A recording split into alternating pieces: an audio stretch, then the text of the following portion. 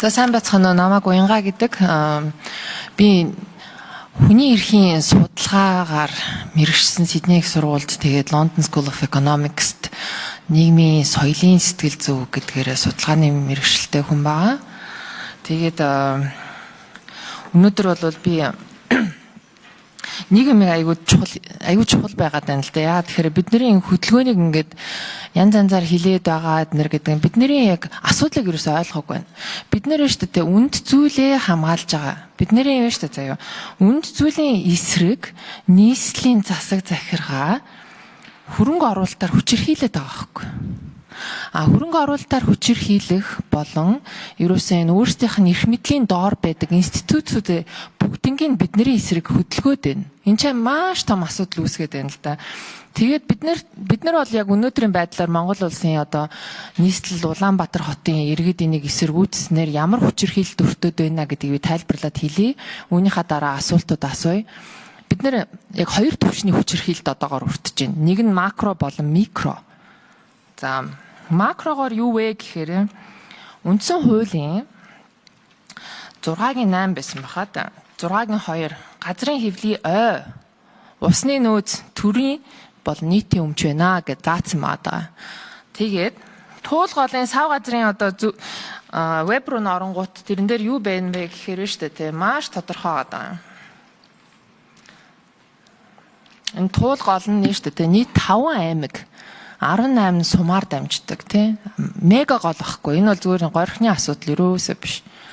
За тэгэнгүүтээ нийслэлийн иргэдийн төлөөлөгчдийн хурал гэдэг нэг бүлэг хүн өөрсдөө парламент гэж бодоод бусад аймгийнхаа өмнөөс шийдсэн байгаа байхгүй юу. Та нар ингэж мега хүчирхийлэл ирэх хаанаас авсан юм бол би бол тэрийг ерөөсөө ойлгохгүй байна. Тэгээд иргэдийн оролцоо гэдэг юм маш чухал гэж үндсэн хуулиараа яриад байдаг. Тэгсэн чинь энэ оролцоогоо ерөөсөө хангаагүй байна. Түрүүний нөгөө нэг зөвлөлдөх санал асуулгын тухай хууль гэдэг дээр бол тэр нөгөө статистик арга зүйгээр бүр маш тодорхой заасан байгаа шүү дээ. Тэгээд яг хэдэн хүнээс та санал асуулга авсан юм бэ? Одоо нийслэлийн ядгатаар бүр 500 хүн, бүр хамгийн багадаа 500 хүн тий. Тэр чинь яг бус одоо иргэдээ бол төлөөлөхгүй л дээ. Гэхдээ ястаа тэрийг авсан юм уу гэж харахаар нэг бичиг яваад байлаа л дээ. 24 дэх хорооны хэсгийн ахлагч нар гэдэг. Тэд нар биднэрийг төлөөлөхгүй шүү дээ. Тэд нар бидний бодож байгааг мэдэхгүй шүү дээ. Юу бодож байгааг тийм биз? За, микро хүчирхийлэл нь ямар юм явагдаад байгаа юм бэ? Шүү нэг мега хүчирхийлэл дээр нэг юм яриад тий. 2.3 их 80 гэж яриад байгаа байхгүй. Яг ийм ижил төвшний төсөл хаана өөр хэрэгжсэн байна гэж асууд хайгаад үзтэл Монтенегрод 29 км замыг Хятадын төрийн өмчийн компани бас хийн гэж одоо 21 онд зарлаад одоо хүртэл дуусгаагүй. Тэгээ хамгийн гол нь Монтенегрогийн эдийн засгийг бол ерөөсөө ингээд онголтуулсан байгаа. Тэгэхээр энэ ээлжид одоо мега хүчирхийлэл явагдаж байгаа байхгүй төрийн. За микро хүчирхийлэлээ одоо яриа л да бүгдээрээ. За энэ нэштэй танах бол би алтан зүйл дараагаас асуумаар байна. Байгаль орчны яам бол энэ байгаль орчны наривчсан үнэлгээг бол хүлээгээд авсан юм байна тийм ээ. За тэгээ хэрвээ танах хүлээгээд авсан юм бол цаг дуусч байна. Эрсдэлтэй юм уу, эрсдэлгүй юм уу гэдгээ ахаад нэг минут авчлаа. За тодруулах нэг минут тэгээд болно. Танах тэгээд эрсдэлтэй юм уу, эрсдэлгүй юм уу гэдэг яг тодорхой ерөөсөө хэлэхгүй байна л да. Энэ дээр тодорхой хариулмаар байна. За бид нэр шүү дээ энэ юу яасан юм аа.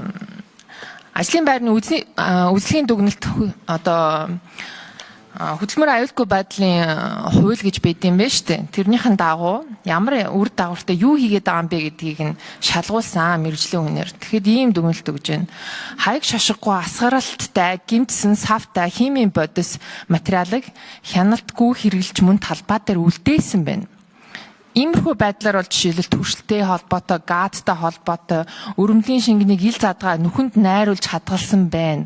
Энэ нь гол руу химийн бодистой шингэн алдах, хүн амьтан унаж бэртэх эрсдэл үүсгэсэн байна гэж байна. За хүн амьтан хордох эрсдэлтэй гэдэг. Эцсийн дүгнэлт нь юу вэ гэсэн чинь төслийн талбайд шатамхай материал химийн бодис болон асгасантай холбоотой энийг яаралтай зогсоох шаардлагатай гэсэн дүгнэлт байна. Дээрээс нь бид нэр цагдаад биш удаа дараа 10 хоногийн турш мэдэгдэхэд цагдаа өөдөөс юу гэж хариулсан бэ гэхээр нийслэл энийг ингээ явуулаад байгаа штэ гэж байгаа байхгүй. Цаг дууссан байна. За ойлголоо. За хэн хариулах юм? За энэ байгаль орчны үнэлгээ эрсдэлтэй хэсэг талаар ер нь яг хүлээж авсан юм уу аваагүй юм уу? Тэгээд одоо энэ дээр юу цаашд ямар арга хэмжээ авах юм гэсэн бас тодорхой асуулт байна. Тэн дээр байгаль орчны яамны төлөөл төрүүлээд хариулъя. За байгаль орчин өөр эмсгэлийн өөрчлөлт яамнаас Алтан Залаана хариулъя. За тайланг бол хууль засны дагуу яамнаас тусгай зөвшөөрөл авсан мэргэжлийн байгууллага гүйцэтгэдэг. За энэ тайлан дээр гүйцэтгсэн тайланг яамны дэргэдэх мэргэжлийн зөвлөл хянаа хилцээд эрдэмтдийн зөвлөл хянаа хилцээд за энэ дээр тодорхой асуудлууд шаардлагатай асуудлуудыг нэмж тусгах эсвэл одоо болсон байна гэдэг дээр дүгнэлтээ гаргаад тайланг албажуулж баталдаг ийм одоо процесс явагддаг. За туулын ордны зам тайлангийн байгаль орчин нөлөөлөх байдлын үнэлгээний тайлан бол бид нэр дунд зэрэг гэж эрсдэлтэй гэж үзсэн. За энэ нь бол нөгөө экологийн эдийн засгийн үнэлгээ тооцсон хохирол тооцсон аргачлалаар ингээ харах юм бол нийтдээ бид түрүү хэлсэн 72.9 тэрбум төгрөгийн экологийн хохирол учрах болцсгүй бай шүү гэдгийг тайлан дээр тусгаж өгж энийг хянан баталгаажуулсан байгаа. Тэгвэл энийг арилгах ямар арга зам байгаа юм бэ гэдгийг байгаль орчны менежментийн төлөвлөгөөн дээр тодорхой тусгасан байдаг. Усны газар болохоор биднэрт тэр трасс ирээгүй, зураг төсөл нэрээгүй бид нар дүгнэлт гаргах боломжгүй байсан гэж хэлээд байгаа шүү дээ.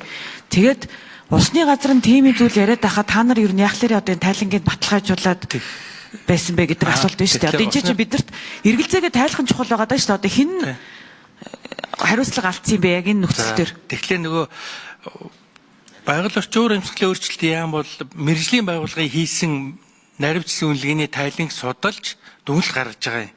Мэргэжлийн байгууллага нь энэ дээр юу гэж үзэж байгааг гэхлээр за устай холбоотой асуудлыг нь болвол хурал дээр танилцуулахдаа энэ барилга байгууламжтай холбоотой асуудлыг бол усны газараар заавал шийдвэрлэх ёстой шүү. Энэ дүгнэлт зөвлөмжийг тайлан дээр нэмж тусах ёстой шүү гэдэг засварын нэг өгсөн зөвлөмж шүүмж нь энэ юм. За түрүүн тэр эрсдэлтэй гэдэг дээр дахиад хэлэхэд энэ байгалийн орчны менежментийн төлөвлөгөөнд бол нөхөн сэргээлтийн зардал туссан байгаа. Энэ зардал дээр бол одоо энэ үүсэт байгаа энэ болцсохгүй байгаа энэ байгаль орчны сөрөг нөлөөллийг бууруулах чиглэлийн ажлуудыг зайлшгүй хийх ёстой гэдэг. Тухайлбал тэр зөвхөн туулын модыг бүгдээрингийн тайраад устгах биш, тайрахгүйгээр цааш нь ургах боломжтой баг залуу модыг шилжүүлэн суулгах талбайд хийх. За нөгөө талаас та зөвлөмж биелэхгүй бол ямар арга хэмжээ авах вэ? Энэ зөвлөмж биелэхгүй бол мэдээж одоо салбарын хяналт нийслэлийн байгаль орчны газраас тодорхой арга хэмжээ авагдаад явах. Энэ дээр бол бас төсөл хэрэгжүүлэгчээс бид нэр хуулийн дагуу тухайн төслийн байгаль орчны менежментийн төлөвлөгөөнд туссан зардлын 50%-тэй тэнцэх хэмжээний зардлыг нөхөн сэргээлтийн тусгай дансанд байршуулдаг. За энэ төлбөрийн хүрээнд 805 сая төгрөгийг өнгөрсөн 7 хоногт төсөл хэрэгжүүлэгчээс яамны 2.3 их 80 төгрөгийн төсөвт өртөгтэй нийслэлийн төсвөөс 500 тэрбум төгрөг гүйцэтгэгч компанид очсон газар 805 сая төгрөгийг бол энэ байгаль орчны эрсдлээс хамгаалах зорилгоор байршуулсан байна. За эндээс бас усны газрын дараагаас нэг зүйл тодруулах гэсэн. За түрүүн одоо 2 даргын ярьснаар энэ 70 байх нь байгаль орчинд улам бүр эрсдэлтэй. Тийм учраас бид нар энэ багант одоо юм бетонын гүүрэн байгууламж барьж байгаамаа гэсэн зүйл яригдсан. Гэхдээ таны танилцуулган дээр болохоор энэ 2574 одоо бетонын багны 2566 гэлөө те яг голын татам газар байршиж байгаа учраас энэ цаашаад энэ нөлөөл усны хангамж, усны нөөцийн нөлөөллийн асуудал бол бас их эрсдэлтэй болж ирж байна гэдэг танилцуулга хийсэн гэж ойлголоо. Та энэ дээр бас нэг яг эргэлзээг тайлаад өгнө үү? Хот оршин суухын тулд аюулаас сэргийлэх ёстой. Тэрний нэгдүгээр аюул нь үер.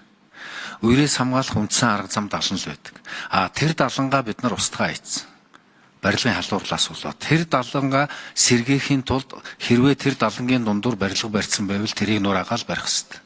Түүнээс биш барилгыг тойрч явж гин гэж гол руу ордгийг зөвлөлийн зөвшөөрөх боломжгүй. Нэг. Хоёрдугаарт нь зураг төсөл өгөлгүйгээр хэмжээс тооцоолол хийлгүүгээр загварчил юмн дээр ажиллахгүйгээр хортой хоргүй гэдгийг урьдчилж хэлэх ямар ч боломжгүй. Давтаад хэлчихье хортойч бай, хоргүйч бай, нөлөөтэйч бай, нөлөөгүйч бай хэлэх боломжгүй. Хүний ямар ч үйл ажиллагаа байгаль орчинд байнга нөлөөлнө.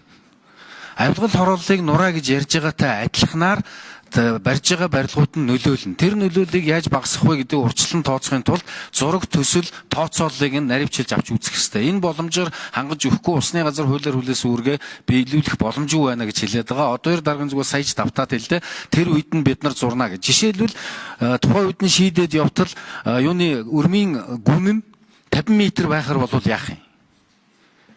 Сэвшэр хурцыг даваад үндсэн чулуул руу орохоор болчвол яах юм? Тэрийг урьдчил тооцохын тулд зураг хүрэх хэрэгтэй. Түүнээс биш өнөөдөр гарна маргааш юмаа хийчин тэгээ нөгөөдөр танаас юм авчнаа гэдэг байдлаар хандах юм бол бид усны тухай хуулиа хэрэгжүүлэх боломжгүй.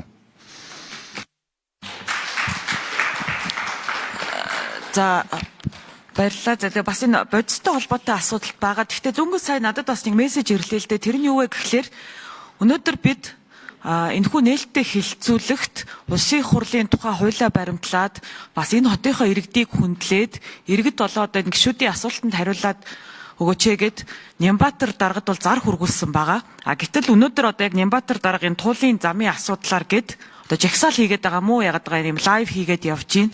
Тэгэхээр энэ бол одоо парламентыг үл хүндэтгсэн явдал гэж харж гин.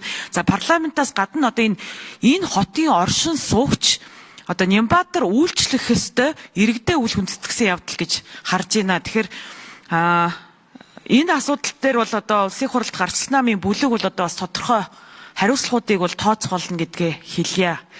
Тэгээд энэ уянгаа судлаачийн асуусан энэ бодистой холбоотой асуудал дээр даваа талаа дарга. За уянгаа судлаачийн асуултанд хариулъя. Засаг даргын 1-р урлагч даваа талаа. За та хүний эрх судлаач нийгмийн соёлын сэтгэл зүгээр магистр хийсэн юм байна. Тэгээд сошиал орчинд хүний зураг эвлүүлээд өөр орчинд тавиад Австралийн элчинг татуулж оруулаад байдаг. Энэ бол маш ёс зүйн үйлдэл шүү. Би баримтжуулсан байна. Та өөрөө Австралийн тэтгэлгээр Австралийн холбооны улсад магистр хийсэн гэж ойлгож байгаа. Тэгээд соёлын сэтгэл зүгээр өөрөө судлаач хийчээж хувь үнэлүүн дайрж дандаа нийгмийн шоолын ертөнцид гүтгдэг. Би бол ерөөсөө хувь үнэлүү дайрсан юм идв. Та бол хувь хүний одоо байж байгаа байдал өслөө ордог. Тэгэхээр би таныг соёлын сэтгэл зүй судлаач гэж байгаа. Энэ танхимд ярмааргүй байна. Энэ чинь ажил мэргэжлийн яриа явмаар байна. Монгол улсын засаг захиргаа нутаг дэвсгэр нэгж түүний удирдлагын тухай хуулиар нийслэлийн иргэдийн төлөөлөгч 45 Улаанбаатар хотоо сонгогдсон. Тэр 45 төлөөлөгч нар үндсэн хуулийн дагуу болон энэ нутаг дэвсгэр түүний удирдлагын тухай хуулийн дагуу Улаанбаатар хотын иргэдийг төлөөлж Улаанбаатар хотод ямар хэмжээний төсөл хөтөлбөр хэрэгжүүлэх төсөө батлах энэ эрх нь үндсэн хуулиар ингээ олгогдсон байдаг. Түүний дагуу болон энэ чинь улсын хурлын 5 удаагийн тогтоолтой. Сүүл 2008 оноос хойш хэрэгжиж эхэлж байгаа энэ төсөл бол ингээд хэрэгжээд эхэлж байгаа. Байгаль орчны нөлөөлийн үнэлгээр би өнөөдөр 7 дахь давтаж байна.